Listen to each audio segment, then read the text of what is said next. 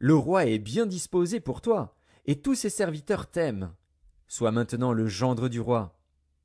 Les serviteurs de Saül répétèrent ces paroles aux oreilles de David. Et David répondit, croyez-vous qu'il soit facile de devenir le gendre du roi? Moi, je suis un homme pauvre et de peu d'importance. Les serviteurs de Saül lui rapportèrent ce qu'avait répondu David. Saül dit, vous parlerez ainsi à David. Le roi ne demande point de dot, mais il désire 100 prépuces de Philistins pour être vengé de ses ennemis. Saül avait le dessein de faire tomber David entre les mains des Philistins. Les serviteurs de Saül rapportèrent ces paroles à David, et David agréa ce qui lui était demandé pour qu'il devînt gendre du roi. Avant le terme fixé, David se leva, partit avec ses gens, et tua 200 hommes parmi les Philistins. Il apporta leurs prépuces, et en livra au roi le nombre complet, afin de devenir gendre du roi. Alors Saül lui donna pour femme Michal, sa fille. Saül vit et comprit que l'Éternel était avec David. Et Michal, sa fille, aimait David. Saül craignit de plus en plus David, et il fut toute sa vie son ennemi.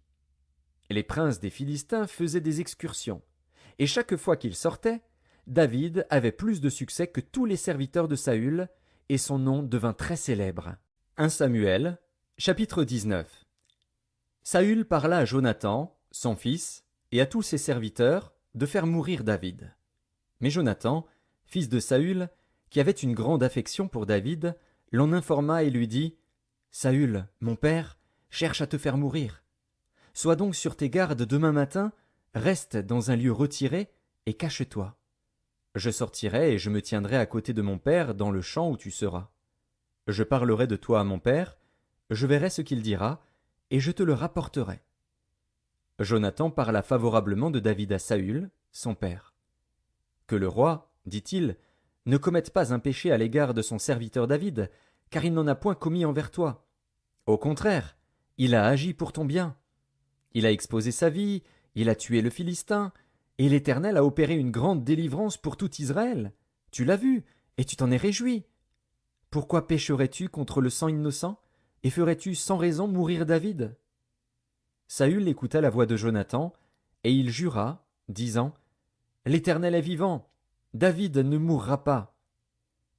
Jonathan appela David, et lui rapporta toutes ces paroles. Puis il l'amena auprès de Saül, en présence de qui David fut comme auparavant. La guerre continuait. David marcha contre les Philistins, et se battit avec eux. Il leur fit éprouver une grande défaite, et ils s'enfuirent devant lui. Alors le mauvais esprit de l'Éternel fut sur Saül, qui était assis dans sa maison, sa lance à la main. David jouait, et Saül voulut le frapper avec sa lance contre la paroi. Mais David se détourna de lui, et Saül frappa de sa lance la paroi.